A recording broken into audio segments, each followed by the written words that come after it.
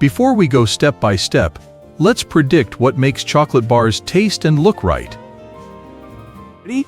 In the next minutes, you'll see the moment chocolate turns from a liquid mix into a real bar, molds, cooling, and that clean break. Also, filled bars are different. Watch for the add-ins part, nuts, caramel, or wafers. First, the factory starts with ingredients and controlled formulas. You'll typically see cocoa components, sugar, cocoa butter, and sometimes milk powder for milk chocolate. Before any batch begins, ingredients are checked so taste and texture come out consistent. If the chocolate base is even slightly off, the whole bar can change. Next comes the chocolate base preparation.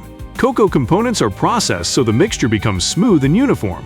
This matters because candy-level smoothness doesn't happen by accident.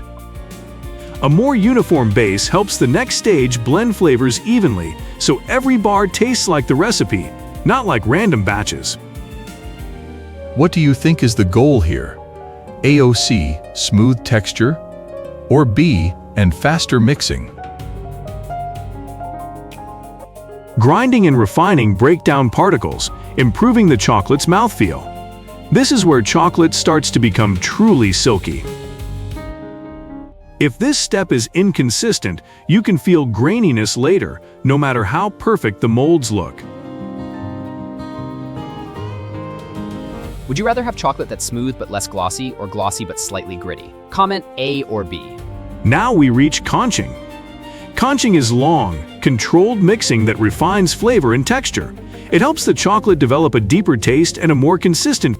You can think of conching as training the chocolate, so the final bar is smoother and tastes more complete. Flavor and texture. It helps the chocolate develop a deeper taste and a more consistent feel. True or false? Conching is what gives chocolate its final smoothness. Comment T or F. Tempering is the key step that makes chocolate bars shine and snap. During tempering, the chocolate is brought through controlled heating and cooling so the correct crystal structure. That crystal structure is what creates the clean break and the glossy finish. Without tempering, chocolate may taste fine, but won't perform the way a proper bar should. Some factories monitor the tempering readiness with process checks, so the chocolate stays within the correct temperature window. This reduces batch-to-batch variation, so every line run produces reliable bars. Should this check happen before molding? Comment yes or no. Now tempered chocolate flows into bar molds. This is where the bar is physically created. If you're watching closely, you'll see the chocolate fill patterns. Factories rely on accurate portioning so each bar matches the expected size and weight. Spot the molds. Comment M.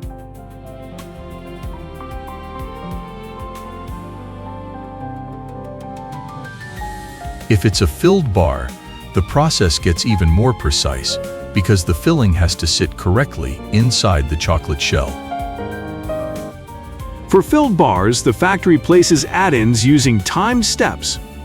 Timing matters because add-ins must be layered in the right moment, relative to the chocolate. This is why a filled bar feels balanced. Chocolate thickness, filling position, and coverage are all controlled. Pick your favorite add-in style. Next comes the top layer. Chocolate is added to fully cover the bar so the surface is smooth and uniform. Leveling creates that clean, even finish, important for both appearance and how the bar cools. Surface matters for you. A yes, appearance. B, no, just taste. Which do you choose? Cooling sets the chocolate structure so it holds its shape. The cooling stage is carefully controlled to avoid defects like uneven setting or fat bloom. As the bars set, they gradually become firm enough to remove cleanly from the molds. Cooling goal equals set properly, Or B, make it taste stronger. A equals set properly. B, make it taste stronger. Once set, the bars come out of the molds. This step requires precision, so bars release cleanly without damaging edges or surfaces.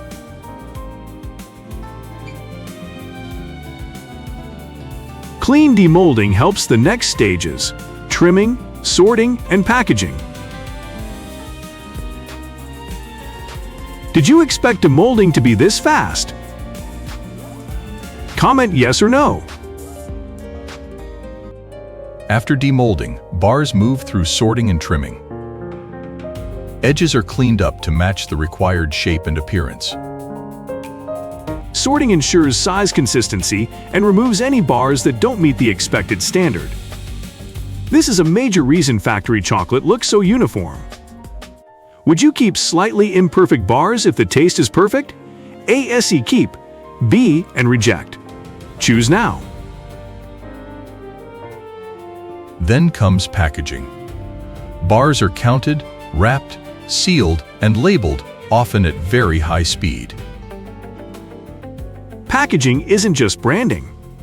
It also protects the chocolate from environmental factors and keeps it fresh during distribution.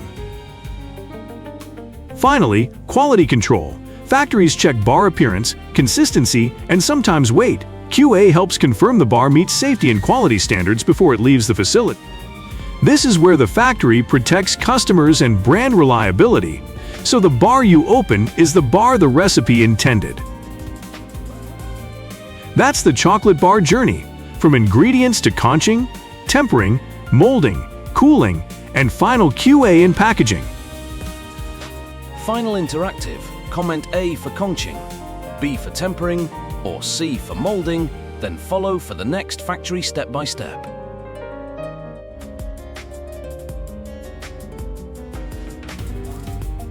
Thank you for watching. See you in the next factory video.